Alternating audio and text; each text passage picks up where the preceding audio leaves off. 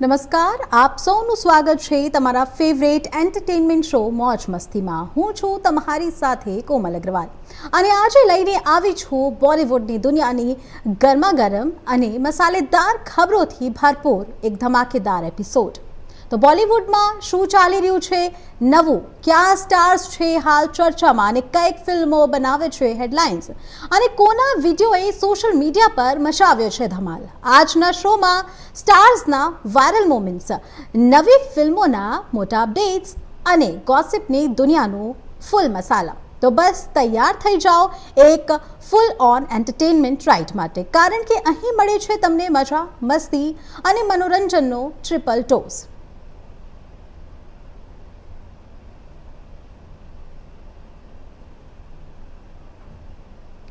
તો ગુજરાતી સિનેમામાં હાલમાં વિવિધ વિષયો પર કામ કરવામાં આવી રહ્યું છે. પારિવારિક ફિલ્મોથી આગળ વધીને એક્શન, થ્રિલર, ક્રાઇમ, સસ્પેન્સ સહિતના વિષયો પર ફિલ્મો બની રહી છે.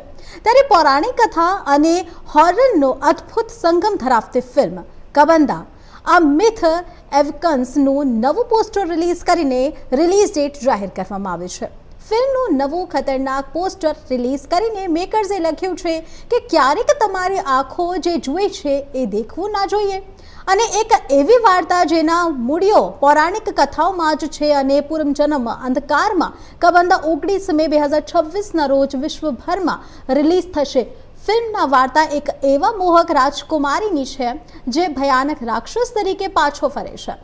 ફિલ્મની વાર્તા પૌરાણિક રહસ્યો પર આધારિત હશે જે દર્શકોને ડર અને રોમાંચનો એક અલગ જ અનુભવ કરાવશે. વેદાંત મહેશ્વરી અને રેહાન ચૌધરીના પ્રોડક્શન હેઠળ બનેલી આ ફિલ્મનું ડિરેક્શન, લેખન અને એડિટિંગ રેહાન ચૌધરીએ જ કર્યું છે. ફિલ્મમાં શ્યામ નાયર, તર્જની બાદલા, બિન્દ્રા ત્રિવેદી, રુચિ પ્રજાપતિ, હેમાંગ દવે, અંકિતા બ્રહ્મભટ્ટ અને રવિ સોલંકી મુખ્ય ભૂમિકામાં છે. ફિલ્મમાં મજબૂત વિઝ્યુઅલ ઇફેક્ટ્સ માટે વીએફએક્સ સુપરવાઇઝર તરીકે હિમાલયન નિર્માતા અને ટીમ દ્વારા કામ કરવામાં આવ્યું છે, જે પડદા પર પૌરાણિક કાળ અને ભયાનક દૃશ્યોને જીવંત કરશે. જિગ્નેશ પંડ્યાએ સિનેમાટોગ્રાફી અને પલ્લવ બુરાએ સંગીત આપ્યું છે.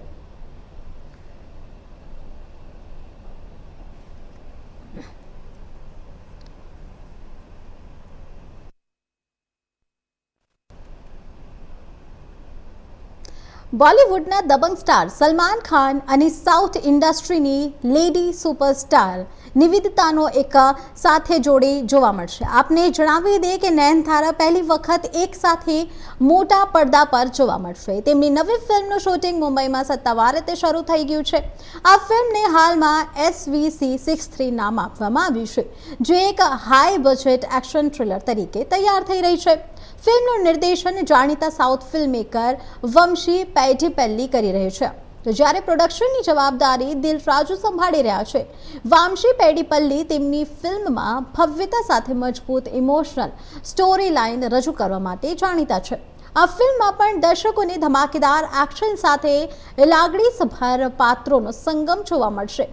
સૂત્રોના જણાવ્યા મુજબ ફિલ્મમાં હાઈ એક્ટિંગ, એક્શન સિક્વન્સ અને ભવ્ય વિઝ્યુઅલ્સ હશે, જે દર્શકોને નવો સિનેમેટિક અનુભવ આપશે. આ ફિલ્મ બોલિવૂડ અને સાઉથ ઇન્ડસ્ટ્રીના કલાકારોનું મિશ્રણ જોવા મળશે. અને ખાસ વાત એ છે કે ફિલ્મમાં સલમાન ખાનનો એક નવો અને અલગ અવતાર જોવા મળશે, જે તેમના ચાહકો માટે ખાસ આકર્ષણ બનશે.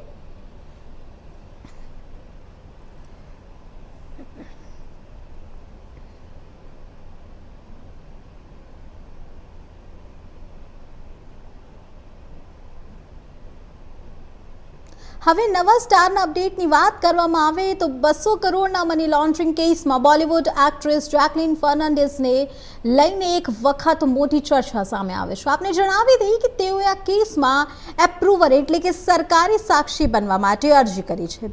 ત્યારે આરોપી સુકેશ ચંદ્રશેખરે જેલમાંથી ફરી એક પત્ર લખ્યો છે. 21 એપ્રિલે લખાયેલા આ પત્રમાં સુકેશે જેકલિનને બેબી બોમ્બા અને માય જેકી કહીને સંબોધન કર્યું છે. પત્રમાં તેણે લખ્યું છે કે પ્રેમ અને યુદ્ધમાં બધું જ યોગ્ય છે અને હું હંમેશા તારા સાથે ઊભા રહીશ, ગમે તે પરિસ્થિતિ આવે. સુકેશે આગળ લખ્યું કે તું મારી છે અને હું હંમેશા તારો રહીશ. હું તને ખૂબ જ યાદ કરું છું અને દિલથી પ્રેમ કરું છું. આ સંબંધ મારા માટે ખૂબ જ મહત્વનો છે. પત્રના અંતમાં તેણે JFS ફોર એવર લખીને પોતાને બેબી બોય તરીકે ઓળખાયું છે. ઉલ્લેખનીય છે કે સુકેશ ચંદ્રશેખર હાલ છેતરપિંડી અને મની લોન્ડરિંગના કેસમાં જેલમાં બંધ છે અને તે અગાઉ પણ અલગ અલગ પ્રસંગોને જેકલીનને અનેક પત્રો લખી ચૂક્યો છે. તો બીજી તરફ જેકલીન ફર્નાન્ડીસે દિલ્હીની કોર્ટમાં એપ્રુવર બનવા માટે પણ અરજી દાખલ કરી છે. તો આ મામલે એન્ફોર્સમેન્ટ ડિરેક્ટોરેટે જવાબ આપવા માટે વધુ સમય માંગ્યો છે. હવે કેસની આગામી સુનાવણી 8 મેના રોજ સ્પેશિયલ જજ પ્રશાંત શર્માની કોર્ટમાં થશે. ઈડીની તપાસ અનુસાર સુકેશ છેતરપિંડીમાંથી મળેલા પૈસાથી જેકલીનને મોંઘી ભેટો પણ આપી છે, જેના લક્ઝરી બેગ, હીરાની જ્વેલરી અને અન્ય કિંમતી વસ્તુઓ સામેલ હતી. આ કારણે એજન્સીએ તેમને પણ આ કેસમાં આરોપી તરીકે સામેલ કર્યા છે.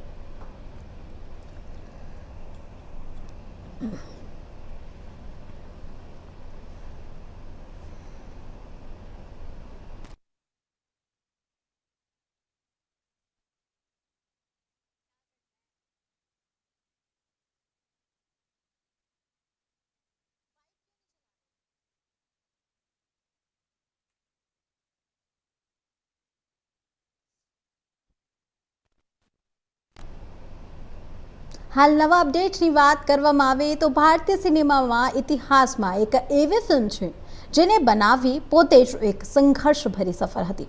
પ્રખ્યાત ફિલ્મમેકર સત્યજીત રેએ પોતાની પહેલી ફિલ્મ પૈથિર પંચાલી બનાવવા માટે અનેક મુશ્કેલીઓનો સામનો કર્યો હતો. આ ફિલ્મમાં ના તો મોટા સ્ટાર હતા, ન સંગીત, ન ગીત અને ના જ એક્શન, જેના કારણે કોઈ પણ પ્રોડ્યુસર ફિલ્મમાં પૈસા રોકવા તૈયાર ન હતા. તો આવી પરિસ્થિતિમાં સત્યજીત રેએ પોતાની બચત, LIC પોલિસી અને પત્નીના ઘરેણાં ગીરવે મૂકી ફિલ્મનું શૂટિંગ કર્યું હતું. પરંતુ વચ્ચે આ નાણાં જ ખૂંટી જતા શૂટિંગ અટકી ગયું. ત્યારબાદ સરકારની મદદથી લોન સ્વરૂપે નાણાં મળતા ફિલ્મનું કામ ફરી શરૂ કર્યું હતું અને આખરે ફિલ્મ પૂર્ણ થઈ શકી. તો જ્યારે ફિલ્મ રિલીઝ થઈ ત્યારે શરૂઆતમાં જ ખાસ પ્રતિસાદ મળ્યો ન હતો, પરંતુ થોડા સમયમાં જ ફિલ્મે જબરજસ્ત લોકપ્રિયતા મેળવી અને સિનેમાઘરોમાં હાઉસફુલ થવા લાગે. તાત્કાલિન વડાપ્રધાન જવાહરલાલ નહેરુ પણ આ ફિલ્મથી ખૂબ જ પ્રભાવિત થયા હતા.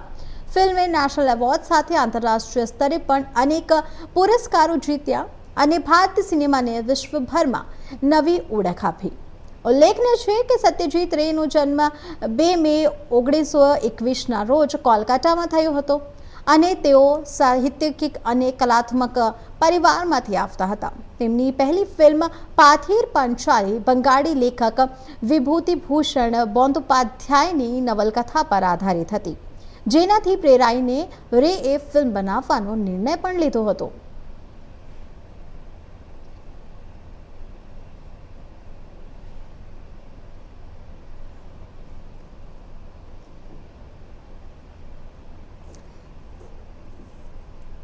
તો જે રીતે ઇલેક્શનનો દોર છે, તો હવે પશ્ચિમ બંગાળની વાત કરવામાં આવે તો પશ્ચિમ બંગાળમાં પ્રથમ તબક્કાની 152 બેઠકો પર અને તમિલનાડુમાં તમામ 234 બેઠકો પર મતદાન થઈ રહ્યું છે. આજે તમિલનાડુના ચેન્નઈમાં રજનીકાંત, કમલ હાસન, ધનુષ સહિત અનેક સેલેબ્સે મતદાન કર્યું. સાઉથ સુપરસ્ટાર થલાપતિ વિજયની પાઠી તમિલગા વેટ્રી કઝગમ એટલે કે TVK તમિલનાડુ વિધાનસભામાં ચૂંટણીમાં તમામ 234 બેઠકો પર એકલા ચૂંટણી લડી રહી છે. વિજય પોતે પેરમ્બૂર અને તિરુચિરાપલ્લી પૂર્વમાંથી ચૂંટણી લડવા માટેના ઉમેદવાર છે. એક્ટર વિક્રમ પ્રભુએ મતદાન કર્યા પછી લોકોને પોતાના મતાધિકારનો ઉપયોગ કરવા પણ અપીલ કરી છે. તેમણે કહ્યું કે મતદાન કરવું દરેક નાગરિકની જવાબદારી છે અને દરેકે તેમાં ભાગ લેવો જોઈએ. વિક્રમ પ્રભુએ કહ્યું કે યુવાનો વચ્ચે રાજકારણ અંગે ચર્ચા વધવી સકારાત્મક સંકેત છે. એ જરૂરી છે કે યુવાનો દેશના ભવિષ્ય વિશે વિચારે અને સમજે કે તેમને કેવા પ્રકારનો દેશ જોઈએ, અને તેમણે આશા વ્યક્ત કરી કે આનાથી યુવાનોમાં જાગૃતિ વધશે અને તેઓ જવાબદાર નિર્ણયો લેવા માટે પ્રેરિત થશે.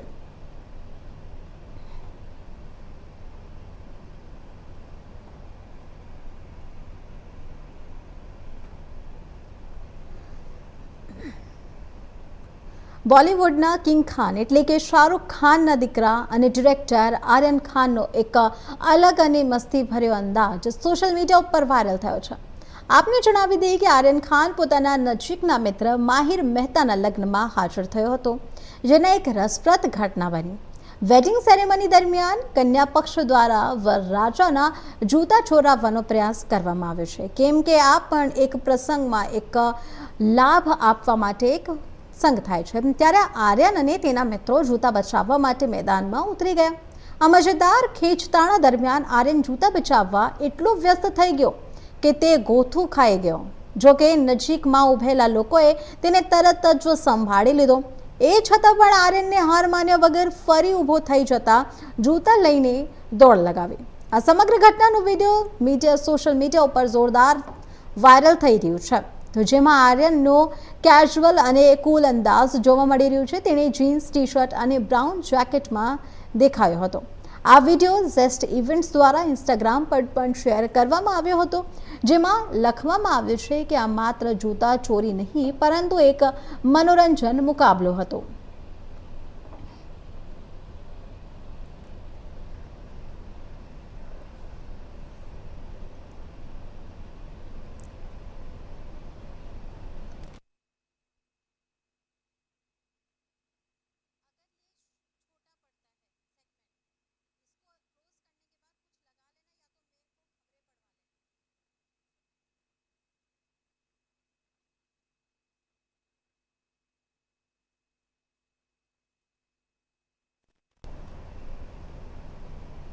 ધુરંધર અને ધુરંધર 2ની સફળતા પછી હવે ડિરેક્ટર આદિત્ય ધર ચાહકો માટે ત્રીજી વખત ધુરંધરને મોટા પડદા પર લાવવાની તૈયારી કરી દીધી છે. તો તમને ક્રેઝ આવી રહ્યો છે આ વસનવા માટે.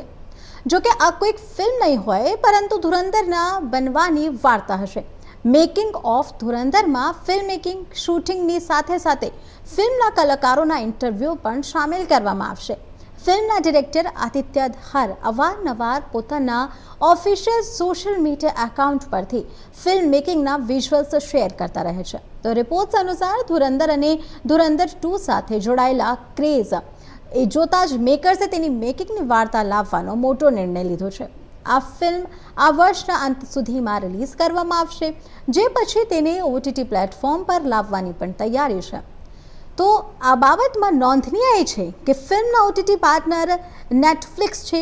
નોંધનીય છે કે ધુરંધર 2 19 માર્ચે સિનેમાઘરોમાં રિલીઝ થઈ અને આ ફિલ્મનો ક્લેશ પહેલા KGF સ્ટાર યશની ફિલ્મ ટોક્સિક સાથે થવાનો હતો. જો કે રિલીઝ પહેલા જ ટોક્સિકની રિલીઝ ડેટ ટાળી દેવામાં આવી. તો હવે ટોક્સિક જૂનમાં રિલીઝ થશે. આ ઉપરાંત પણ ક્લેશથી બચવા માટે ઘણી ફિલ્મો ટાળી દેવામાં આવી હતી. ધુરંધર 2 એ બોક્સ ઓફિસ પર ઘણા મોટા રેકોર્ડ તોડી નાખ્યા છે. ફિલ્મે વર્લ્ડ વાઇડ 1758 કરોડનું કલેક્શન કરી લીધું છે અને આ ભારતની બીજી સૌથી વધુ કમાણી કરનારી ફિલ્મ બની ગઈ છે.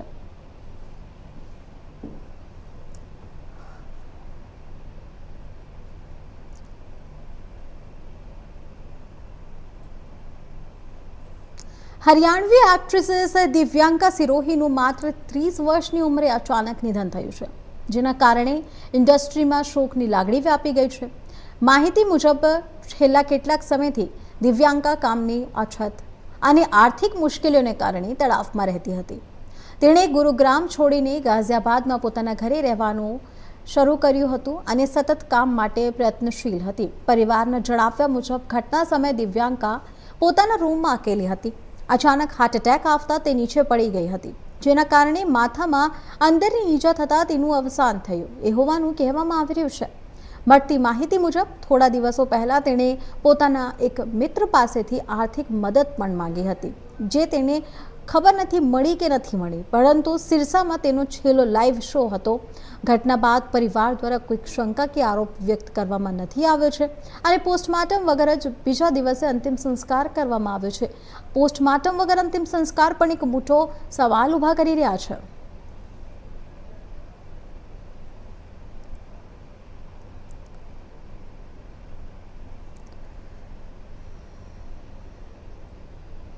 લાંબા વિવાદ બાદ હવે રણવીર સિંહે ડોન 3ને સત્તાવાર રીતે છોડી દીધી છે. મેકર્સ સાથે વિવાદ વધ્યા બાદ હવે ધુરંધર એક્ટર 10 કરોડ રૂપિયાની સાઇનિંગ અમાઉન્ટ પણ પરત કરી ચૂક્યા છે. તો જોવું રહ્યું કે હવે ફરહાન અખ્તર તેને રિફ્લેક્સ કરે છે કે ફિલ્મને મુલતવી રાખે છે. તાજેતરમાં જ આવેલી રિપોર્ટ્સ અનુસાર રણવીર સિંઘે સાઇનિંગ અમાઉન્ટ પરત કરવા સાથે પોતાની આગામી ફિલ્મમાં ફરહાન અખ્તરના પ્રોડક્શન હાઉસ એક્સેલ એન્ટરટેઇનમેન્ટને પ્રોફિટમાં ભાગીદારી આપવાનું પણ આશ્વાસન આપ્યું છે. પરંતુ પ્રોફિટ પાર્ટનર્સ શું હશે તે નક્કી થતી. હાલમાં એક્સેલેન્સ એન્ટરટેઇનમેન્ટ અને રણવીર સિંઘે તરફથી આ દાવાઓની પુષ્ટિ કરવામાં આવી નથી. ફરહાન અખ્તરે 3 વર્ષ પહેલા રણવીર સિંઘ સાથે ફિલ્મ ડોન 3 માટે શરૂ કરી હતી. પહેલા કિયારા અડવાણી ફિલ્મનો ભાગ હતી, પરંતુ મેટર્નિટી બ્રેકના કારણે તેને ફિલ્મ છોડી દીધી હતી. પ્રી પ્રોડક્શનના કારણે ફિલ્મ ટળતી ગઈ અને પછી રણવીર સિંઘ ધુરંધર અને ધુરંધર 2માં વ્યસ્ત થઈ ગયા. આ વર્ષની શરૂઆતમાં સમાચાર આવ્યા કે અયોગ્ય માંગણીઓના કારણે એક્સેલેન્સ એન્ટરટેઇનમેન્ટે રણવીર સિંઘને ફિલ્મમાંથી કાઢી મૂક્યું છે. તો આ મામલો ફિલ્મ પ્રોડ્યુસર્સ ગિલ્ડ સુધી પણ ગયો હતો. આમિર ખાને પોતે મધ્યસ્થી કરીને મામલો પતાવવાનો પ્રયાસ પણ કર્યો હતો, પરંતુ વાત બની નહીં. તો બીજી તરફ દાવો કરવામાં આવ્યો કે પ્રોડક્શને નહીં, પરંતુ રણવીરે પોતે ફિલ્મ છોડી દીધી છે. તેનું કારણ ક્રિએટિવ ડિફરન્સ જણાવવામાં આવ્યું હતું. જો આ દાવો સાચો નીકળ્યો કે રણવીરે સાઇનિંગ અમાઉન્ટ પાછી આપીને આગામી ફિલ્મમાં નફો આપવાનું આશ્વાસન આપ્યું છે, તો એ પણ સ્પષ્ટ થશે કે ફિલ્મ એક્ટરે જ છોડી છે.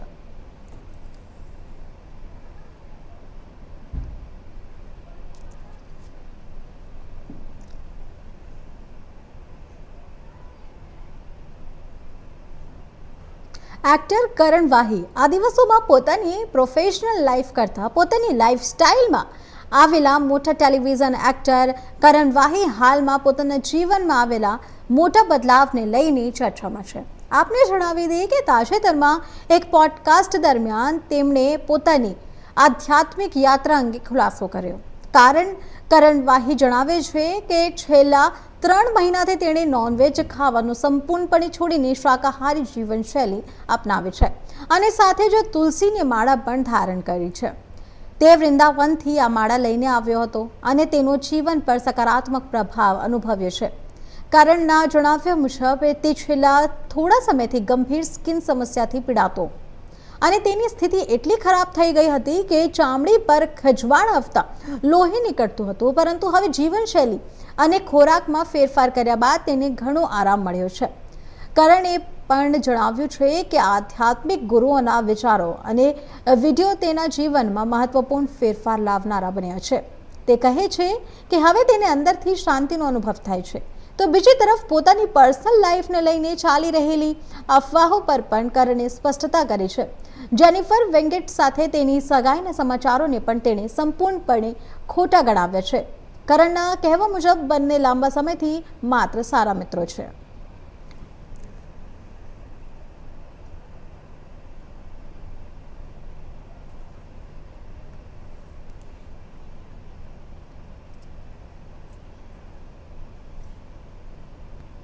તો આજ માટે બસ આટલું જ. ફરીથી મળીશું એક નવા એપિસોડ સાથે, નવી ગોસિપ, નવા અપડેટ્સ અને ફૂલ ઓન એન્ટરટેનમેન્ટ સાથે. ત્યાં સુધી હસતા રહો, મસ્તી કરતા રહો અને જોતા રહો મોજ મસ્તી. નમસ્કાર.